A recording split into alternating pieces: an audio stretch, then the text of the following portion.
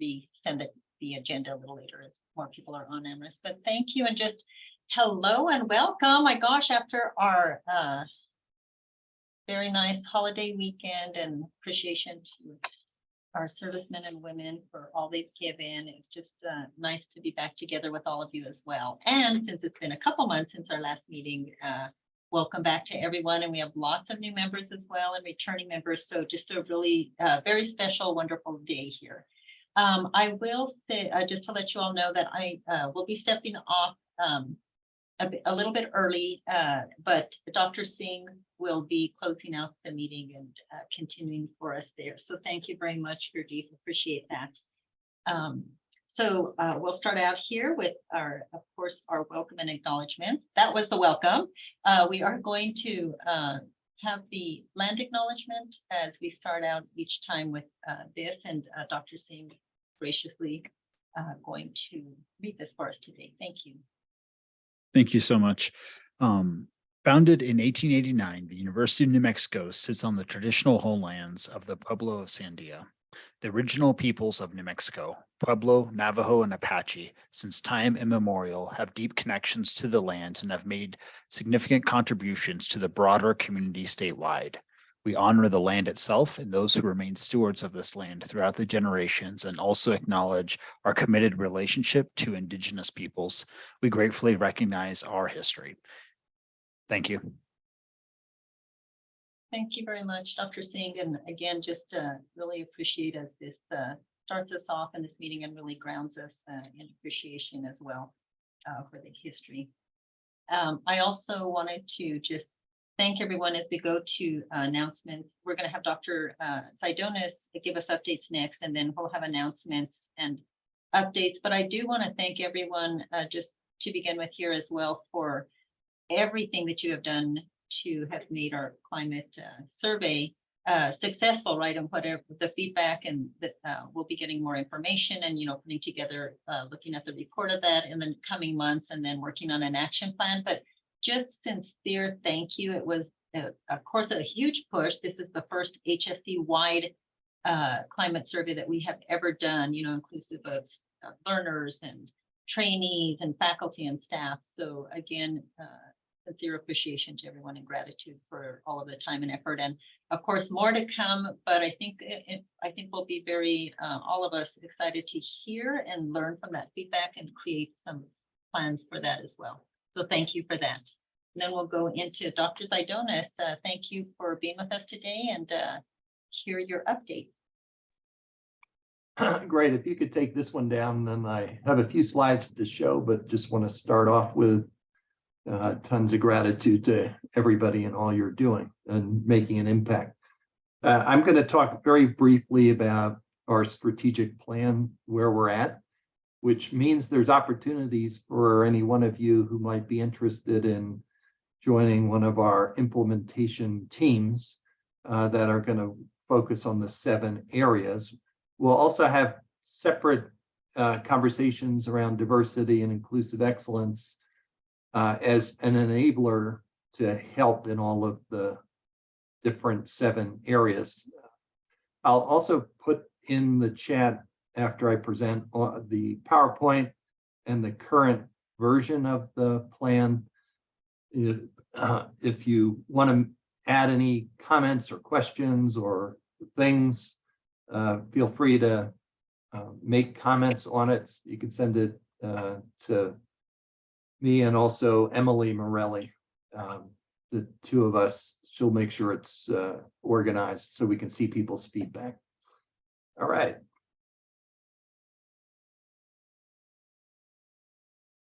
So if you were at PAG recently, some of the slides are going to be the same as then. Again, lots of gratitude to all of you. I'm going to mention briefly research support because I'd love to see even more research in this area. Val Survey is going to have research, but health equity has been identified as a research area also. We are trying to be in parallel with UNM 2040. The mission, vision, values has been articulated. You'll see this again here. We've identified 7 strategic priority areas. Each of them has a high-level goal and also a series of strategic objectives with then more detail for each objective on tactics and action steps.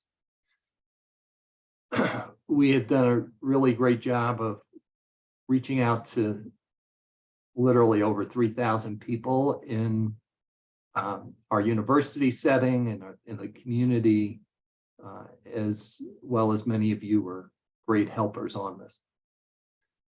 We also got things put in both English and Spanish. Thank you, marketing department. Here is our mission, vision, and values statement. Again, you'll have all of this in your, I'll put it in the chat. These weren't really changed too much other than the vision had a front end to it.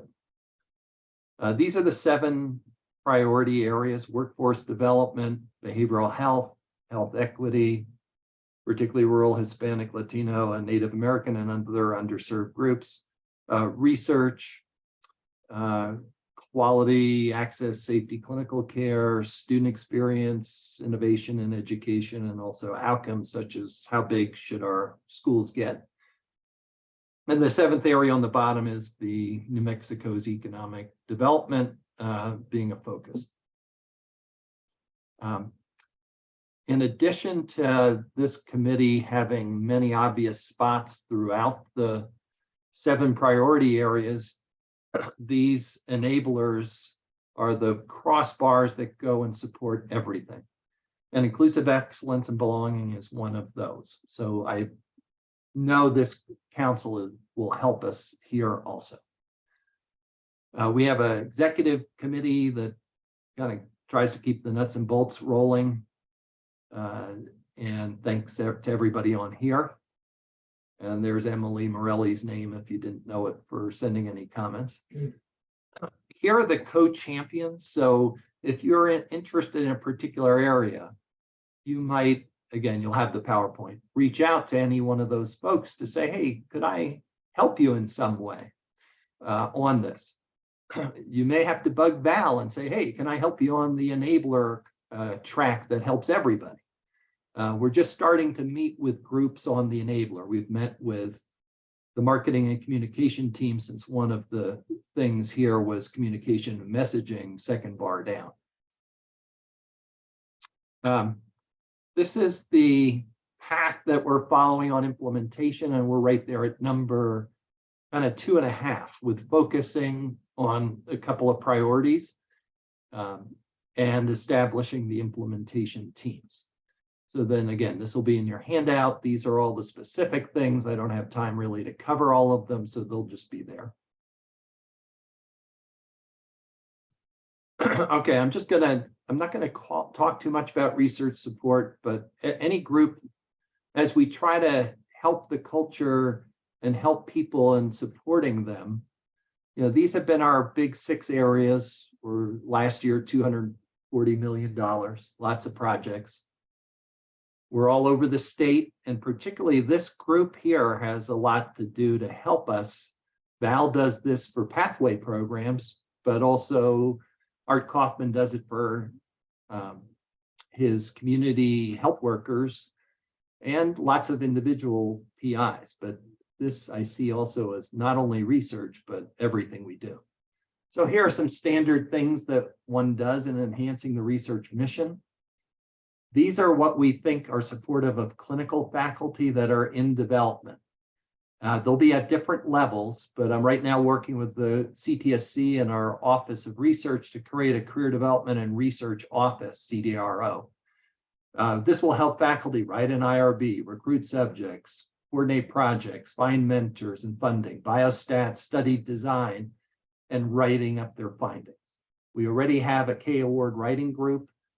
We're also looking at how to get a career development plan. Some departments might do well at it, but others want support, and you might want to be involved in some of these. Here are other things. Again, we'll have this in your handout. I'm not going to cover it, but the hospital system is starting an office of clinical research. How do we partner with the academics in that space? Akshay Sood and his role is now expanding his career development programs for all faculty. And here are some of the topics that are getting a lot of attention in the plan. And these are strategies from health science level, CTSC level, our funding. And these are just different activities, training, education, cores, pilot programs, partnering, facilitating, weekly announcements of new grants. So I'm going to stop at this point, but I really just wanted to make sure you are aware of where we are in the planning, that this council has a vital role in a couple of different places. And I also would love to see how you all think about research. There could be ways to strengthen all of research with a diversity lens. And how might one do that? I had a center way back when in health services research, and I had a diversity team. Any grant went out, it had to be reviewed by the diversity team. And that helped us strengthen our research applications. And that then related to recruitment of subjects, et cetera, et cetera, et cetera. So I do see that this could be something this council could help us with, because some of you are really gifted in this space already, and others would ask the good questions that the front line asks. And I'm going to put a couple things in the chat, and then Carolyn, I'm all ears. So the first thing I just put in the chat is the current version of the plan. And the next thing I'll do is put the PowerPoint I just did. But Carolyn, you're on mute. Thank you. Thank you, Dr. Ziodonis. That was really good, very quick, but had a lot of information in it. One thing that I would recommend is that we do HRSA grants. Now, HRSA grants are not research grants, but they lead to research. And they are always objectives in there regarding diversity, equity, inclusion. And frankly, I think we need more support in getting these in. I just finished helping somebody, mentoring somebody to get a HRSA Advanced Nursing Education Workforce Grant in a very short time. I now have in my queue right now an opportunity for a HRSA grant for simulation that includes diversity, and it's due in 30 days. Now, that is a really, really super tight deadline to get everything done you need for a HRSA grant. So as you're talking about, what else can be done, I think there needs to be a little heavier support with that type of a grant. I think that's a great idea. I think SAMHSA grants, PCORI grants, all those are a little different. Even doing a simple 2-page RPSB is different. So I think HRSA is definitely an area that, how do we help people get those kind of grants? Because there's a lot of resources that help important topics. And you can, your evaluation could be sophisticated and publishable, or it could get the job done. Thank you. And I think we have one more from Pilar, one more question, and then maybe we can also send Dr. Ziodonis other questions afterwards as well. Dr. Saman? Yeah, so I'm just wondering what your thoughts are on diversity supplements and other opportunities. I'm more familiar with NIH, that NIH has for training people from diverse backgrounds or doing diversity research. I love it. Every R01 I've had, I had a diversity scholar on it. So I think some of it's just people knowing it's free money. It's supplemental. It helps somebody's career. There's so many good things about it. I appreciate you bringing that up. I think we should definitely. I'm sorry. I'm just saying they tend to be a fair amount of work to write for the amount of money you get, which I think is one of the things that is discouraging for people. So maybe if there was more support on how to put one together. Yeah, no, I like that. Yeah, it is work, but depends on the amount of coverage, depends on what your base salary is. It can still protect you for day, 2 days a week. So that's not bad. Thank you for bringing that up. Thank you very much. Appreciate both of those questions and comments. I think very important to this conversation today and the future. So we will continue on since we have some presentations we want to make sure that we have our time for. So again, thank you in regards to the climate survey.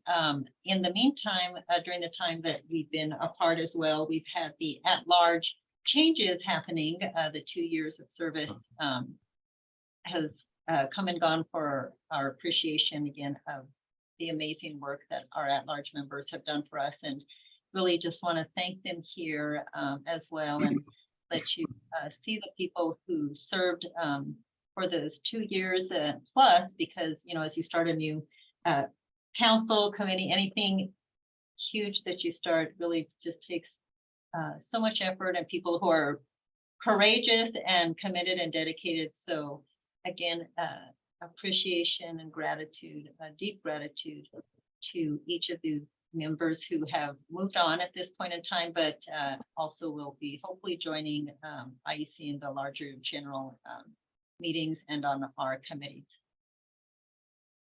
And then what that means as well is that we have some new members.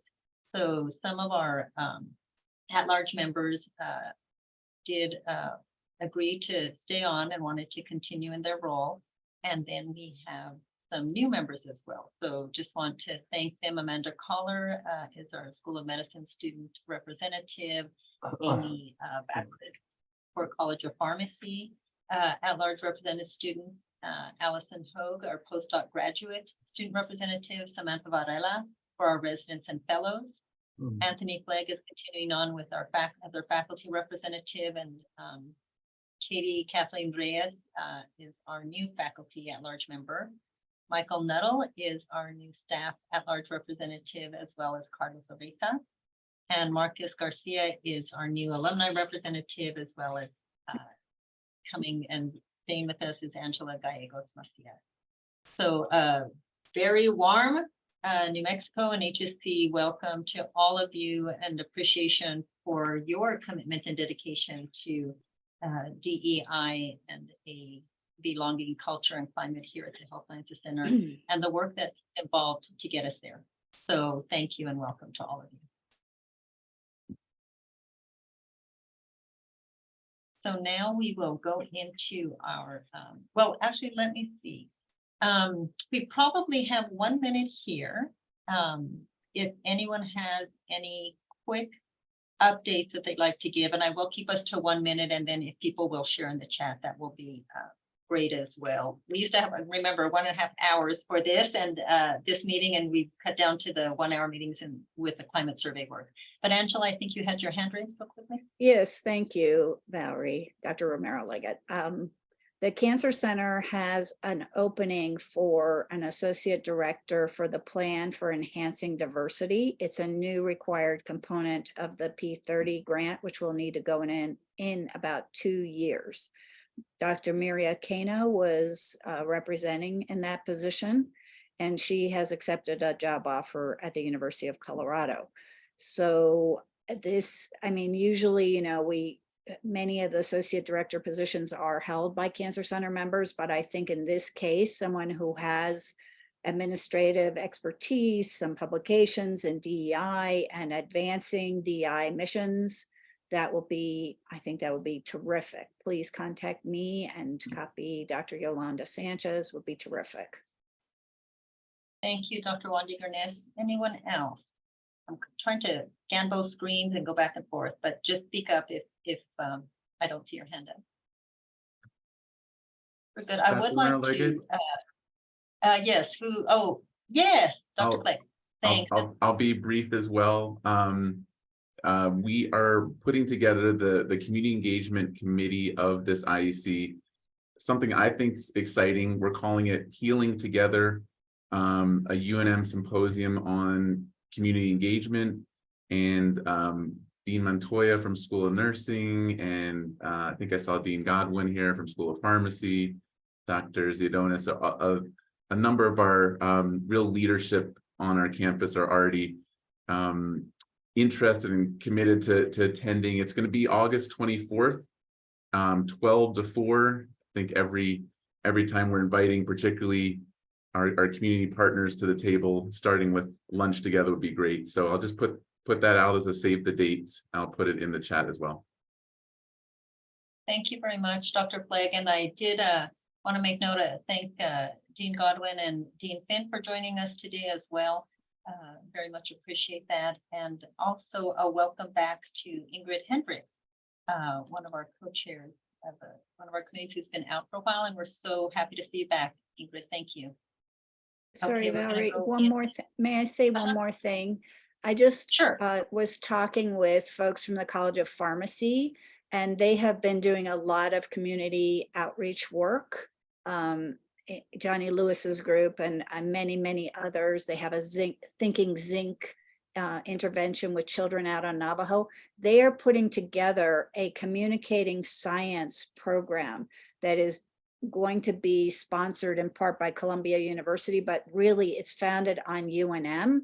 And yet, I mean, maybe inviting them to present at some point about this project. It's terrific because it's going to allow people to get training and how to work with Native communities. Each one requires individual communication around the science and working with the communities. I think we are like leading the nation in this. So just want to put that out Well, there. that's exciting. No, thank you for sharing that. And if you have anything to drop into the chat, that would be great. Thank you, Dr. Wandinger-Ness.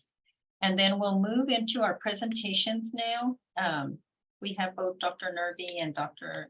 Dean Montoya who will be presenting today. And what we've done for those who are new is every other month for the IEC meetings now, each of our DEI executive officers representing all of the 10 entities of the Health Sciences Center are presenting and just giving us some updates from their respective entities.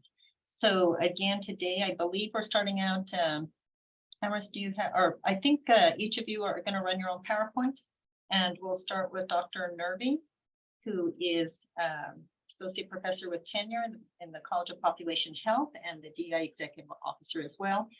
So I'll turn it over to you, Dr. Nervi. Thank you.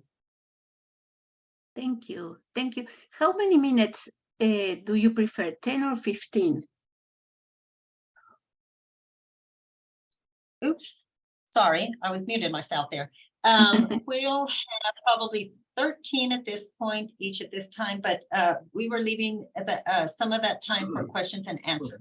So if you could, however you want to sparse that up. So maybe 10 on and then 3. Yeah. Okay. Okay, thank you. Our Dean, good morning to everyone. Our Dean, Tracy Collins, authorized me to share with you a PowerPoint that she presented in the orientation for the Board of Regents, some of the slides, on May 3rd. Then I'm going to do that, but first, what I would like to say is that in the report, for the historical report for our DEI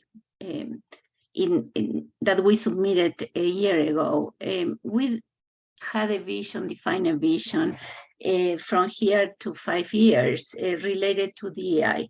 And what our paragraph was like this: in the next 5 years, the College of Population Health will become an accredited school of public health with undergraduate, master's, and doctoral programs, which will bolster the focus on DEI following a student, staff, faculty, alumni effort to define and implement expanded DEI policies, curriculum, and research, and to advocate for policy updates at the Health Science Center level upon the recommendations that have emerged from our previous anti-racism activities, our self-educational DEI efforts, and all the information that will emanate from the climate survey that we just finished. No? And this is the context in what we are working, and due to the fast and exponential growth, our college is standing at a key point of changes in most level. Then Dean Collins authorized me to share with you some of the prerogatives that we have for our growing. And thank you, Dr. Romero Leggett, just to suggest that we present these few slides. And I'm going to share now. Let me think if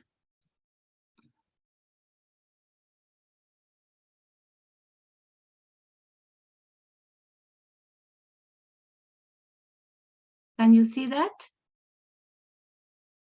Yes? Okay. Yes. Okay, okay.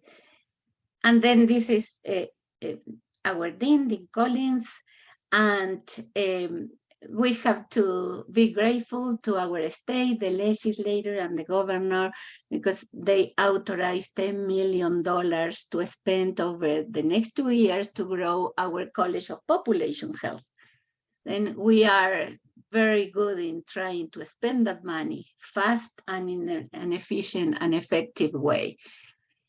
Our new future School of Public Health has 6 deliverables planned, and increase the number of students, increase the number of faculty, increase non-state research dollars, create a public health education network statewide, expand a statewide community health assessment, and lead 2 major public health interventions initiatives.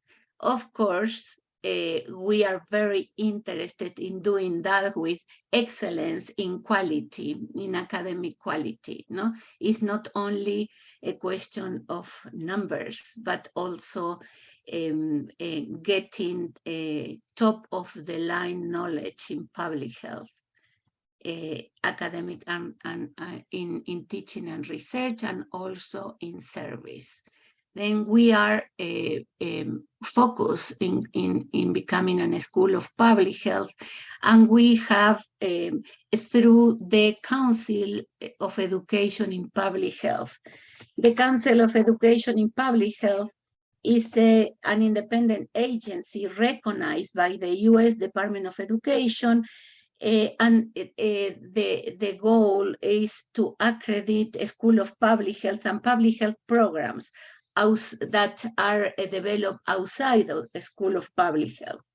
And they have requirements for us, minimum requirements in number of faculty. For example, the minimum number of faculty have to be 21 full-time faculty, and also the number of we have to have a precise date for our PhD program for the first graduation. We need all those requirements just to start the process, that it will take some years, but we are working on that. We are very fortunate. I would like to report that our current director of education programs, Dr. Christine Tollestrup, is one of the members in the board of the Council of Education for Public Health. And she is having a leading role in sharing and getting more competencies related to DEI topic. Then the college is somehow represented in the SEP. And this is is very important for UNM. And then this is our vision. I don't want to bother you with my accent, then you can read here our vision. As you can see, we are very ambitious in what we want to obtain from our work.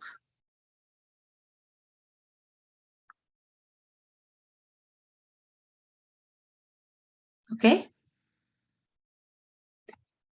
Okay, and we also just created the PhD in Health Equity Sciences. It's an initiative that is shared with the New Mexican state with a program of public health, but really we are the ones that are starting the program. We had 2 selected cohorts already. I'm particularly in the admissions committee for the PhD. We welcome a few students in the spring semester, and we'll welcome others in the fall semester in different orientations. We can talk about that later if you would like. But universities like Johns Hopkins, for example, School of Public Health, they created their own social justice and equity science PhD recently. That we are aligned with the big schools in this endeavor that we started. The PhD has behind several years of work from our faculty and the UNM approval committees to move forward. It's not funding a PhD is a very, very complex task. And we have been working on this for about 5 years. And then this is just for you to see how exponentially we are growing. This is a chart from us prior to July 2019.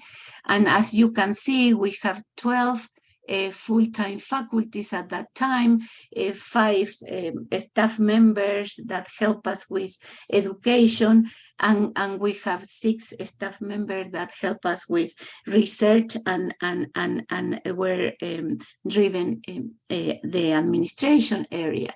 And now, from now to I'm talking about July 1st, because most of the new faculty will join us in July 1st. We reorganize the college in 3 principal areas. Is research, and we have an assistant dean for faculty development, faculty affairs, and we'll have an assistant dean for education. The assistant dean, Beth Jimenez and Julie Reagan, they will start the day after tomorrow on June 1st. And we are in the process of selecting the faculty affairs new dean. We don't know when we are going to end the search, but we already welcome candidates. And then what we move from 12 full-time faculty in 2019 to 37 full-time faculty plus 4 new leaders, 1 associate dean and 3 assistant deans, together with a new director for development and an substantial increase in our research administration area and in our education support area. This is our plan to grow and for the next 3 years. In the undergraduate program, our Bachelor of Science in Public Health, our MPH, and our the vision for our the growing of our PhD by 2015.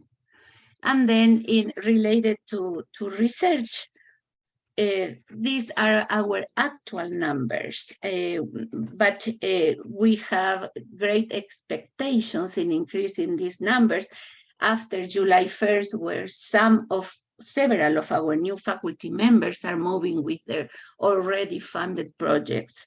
We have in research 3 centers, 2 centers and 1 evaluation lab, and the Center for Participatory Research, the Transdisciplinary Research Equity and Engagement Center, and the Assessment Planning and Evaluation Lab.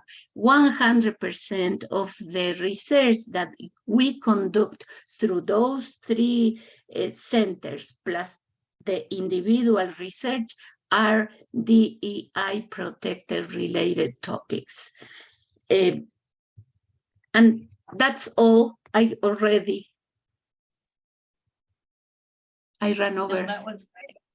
almost No, 2 that was minutes. I'm great, sorry.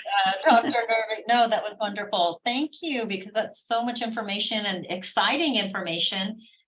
Really appreciate the, your mission and vision and just sharing that. That is a lot of work and effort and lots of changes happening in a short period of time with great success there. So kudos really to Dean Collins, to all of you, the faculty, staff, and welcome to the new members as well. And I think we have 1 minute, minute or so here for any questions that people might have or comments.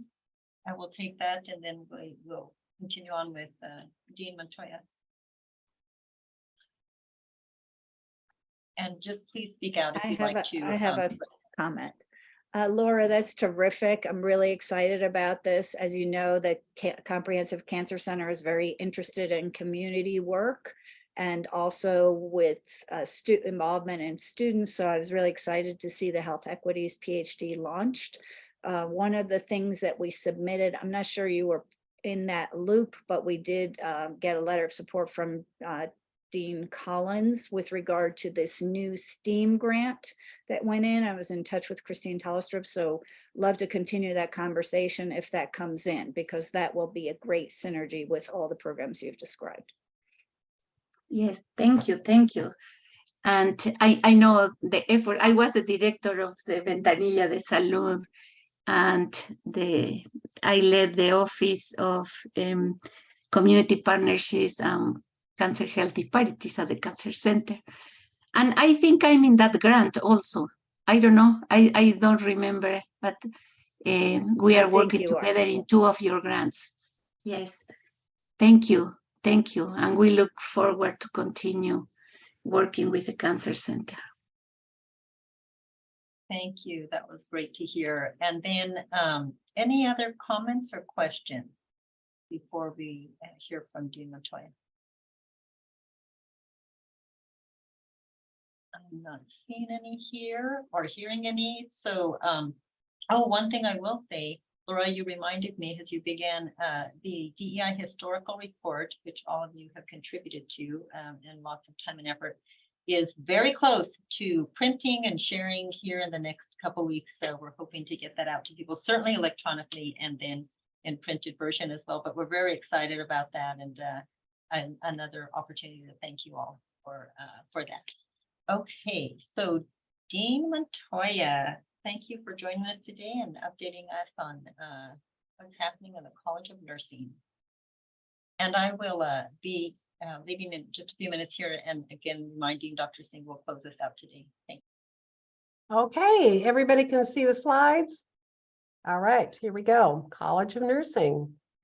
Just to orient you a little bit, we have the largest number of students in the health sciences. So we are just slightly over 1,000 students. We have undergraduate and graduate programs.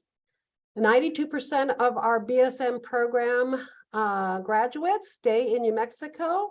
Over 80% of our advanced practice registered nurses have rotations in medically underserved and rural areas. We are very committed to diversity in our college, and you can see that our minority or ethnic population for undergraduates is 60.5%, and at the graduate level, that is 65%. Nursing in general has been a female profession.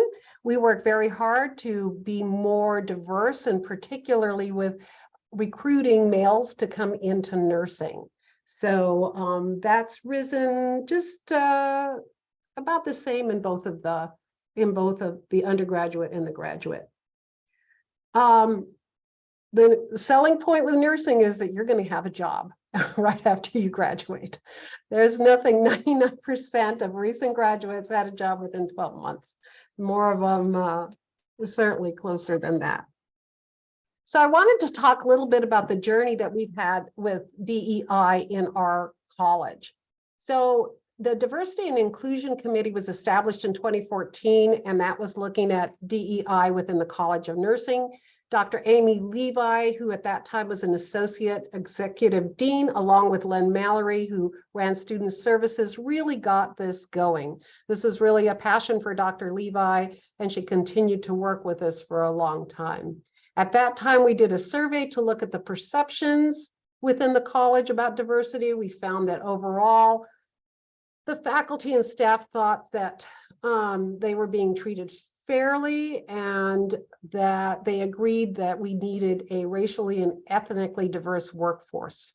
So we had membership from our education. At that time, we were in teams. So we had an education team, a practice team, research team, and we included people, staff from administration, as well as organizational services, student service, and IT. And then we also included undergraduate and graduate students. So what we accomplished pretty much over the years have been a lot with several speaker series related to DEI and nursing. My most favorite one was Dr. Moss, who is a Native American nurse, and she's also a lawyer. And she did one of the most compelling PowerPoints presentation on Native Americans, and part of it was related to what had happened to her when she was adopted out from her tribe. And this was just probably the best one I've ever heard, not believing that I was somewhat aware, having grown up in New Mexico, about Native Americans, and yet she brought a whole new perspective. So we had several of those kinds of series. We did then implement a holistic admissions process for students within the College of Nursing. We did some safe zone training, unconscious bias. And then through a HRSA grant that I've spoken of before, we have continued to do a poverty workshop. And we started that about 4 or 5 years, almost 5 years ago. I wanted to bring this up because DEI has been difficult at the College of Nursing in some ways, but there's been a lot of leadership changes. Dr. Reidenauer left in 2019. I came in as interim, then Dr. Casper came in as the permanent, and she left at the beginning, she left at the end of 2022. And then I'm currently interim dean, and now we're going on to a dean search. So there's been a lot of fluctuation in leadership in a relatively short time. So I just wanted to tell you about some DEI current projects. Dr. Lisa Taylor has done a lot in terms of diabetes care.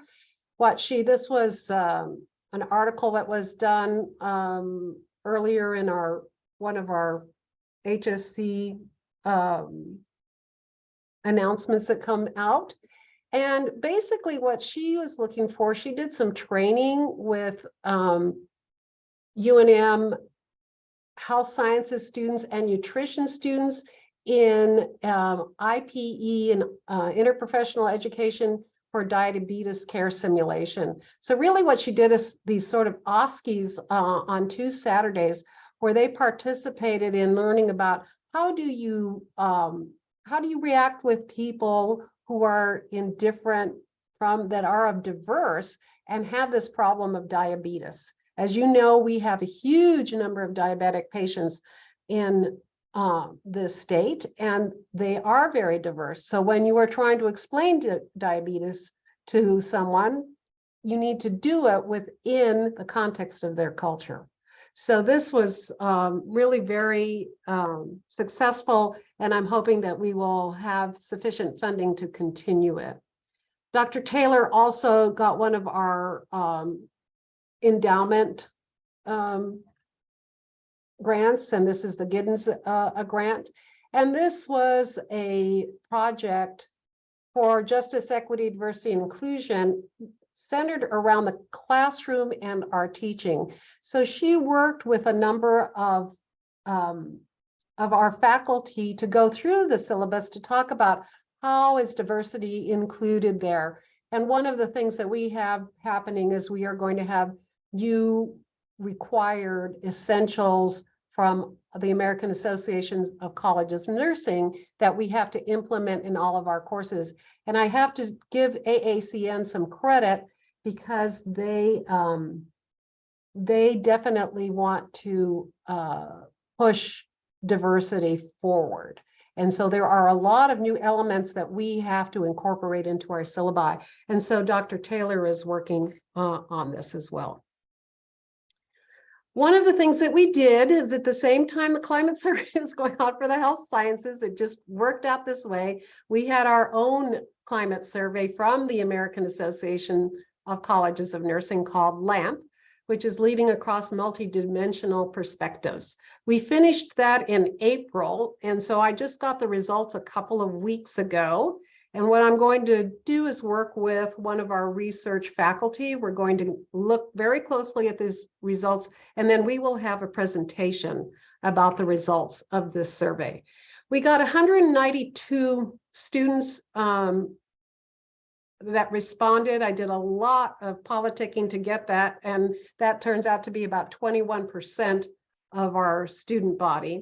In terms of faculty, we had 47 that completed the survey, and that's 52% of our faculty, and the administrators staff was 36, and that's 48% of our staff.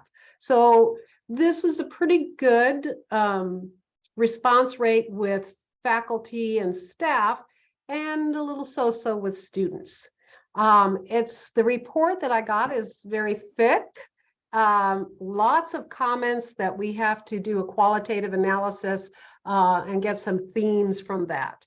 But as I said, this will be a presentation that we do, that we will have hopefully by the end of the month, and we have this decided on.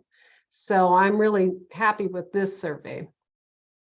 I did want to talk about HRSA grants. I've had the new Advanced Nursing Education Workforce Grant for, well, this is my second time with it. So I've really done 8 years of this kind of grant. This provides scholarships for midwifery and primary care nurse practitioners.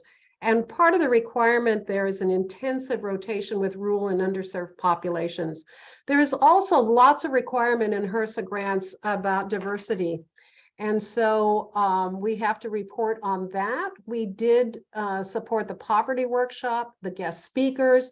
The students were all required to take a Spanish class, and then we supported the OSCEs as well, particularly when you're talking about diversity. We have a new grant that we just finished that we had 6 weeks to get in. And I mentored Dr. Christy Kogel. These grants are typically 4 years, so I wanted to mentor a new person into this. And I cannot tell you the weekends what they were like to get this thing done, even when we had 6 weeks. It is a 4-year grant, and it gives great scholarships for midwifery and the primary care NPs. This one still requires intensive rotations. With rural and underserved, and we included allocation of funds for consultants to review courses for DEI. Heavy emphasis on this within this grant. I just want to say that's pending. I hope we get it. I hope everybody here says a little prayer, if you believe in prayer, that we should know this is to be implemented July 1. So we hope to hear whether we get this grant by usually with HRSA, I would say we'd get it on the 30th of June if we get it. So that helps us a lot in terms of achieving diversity. So finally, a couple of things I want to talk about is the opportunities and the challenges. Working with a College of Nursing Faculty Affairs Committee, we really need to get our DEI committee here more structured. So we're looking at having it as a faculty standing committee where there will be more structure and resources. It's just been uneven. Again, as I said, lots of changes within leadership. We collaborate great with the Health Sciences Office with DEI. Dr. Romero Leggett has been tremendous in supporting us, as Dr. Ziadonis says as well, for example, with our grants, providing us with letters of support. We have representation on the Inclusion Excellence Committee, and that is me. I really need to start looking at getting someone else in there. I currently serve on the AACN Diversity, Equity, Inclusion Leadership Network, and I'm co-chairing the DEI, AACN DEI conference for February 2024. We have had consultants. Dr. Vernell DeWitty has done some work with us. I'm trying to get her for the fall. She was the DEI chair for AACN. She's now continues to work with them. While we have holistic admissions, we haven't looked at it in a long time. Dr. DeWitty has incredible experience of going across the country and viewing how other colleges of nursing are doing admissions. There's a lot to nursing admissions that need some work. Dr. Margaret Moss, we wrote her into the grant, this last HRSA grant, to help us also look at our courses in terms of DEI. The challenges were the DEI committee started off as a committee, then it turned to an advisory committee to the dean. We don't have a position for a diversity officer director. Most schools of nursing do have that position. Unfortunately, given what's going on in many, many states, I can tell you that there's over 30 plus states now that have some kind of bill in their state legislature to remove diversity, offices of diversity and diversity officers. Obviously, that is not going to happen in this state, so we will be looking at that. We need more inclusion of staff and students. That really died off in all of this change, where we really right now only have faculty participating, so that's a challenge for us, as well as his leadership on that committee. I've talked about the new essentials. There's a lot of focus on diversity throughout the curriculum. I have heard of some states have backed off a little bit on the bills that exclude diversity, saying that if it's required by your accrediting body, you can have diversity. So it's just not the best news at all. We continue to recruit, retain diverse faculty, staff, and students. I would say another big need that is coming, I've known this for I've known this and it's just getting harder and harder, is really what do we need to do when we have students with different disabilities that want to be a nurse? And some of these disabilities are such that they may not be able to perform the tasks necessary for nursing. I am very interested in this. I have made a connection with someone that did a great presentation at the Dean's meeting on main campus, who's done some surveys about this, but this is definitely something that we need to get a handle on. So that is the end of my slides, and I'm open to any questions or comments.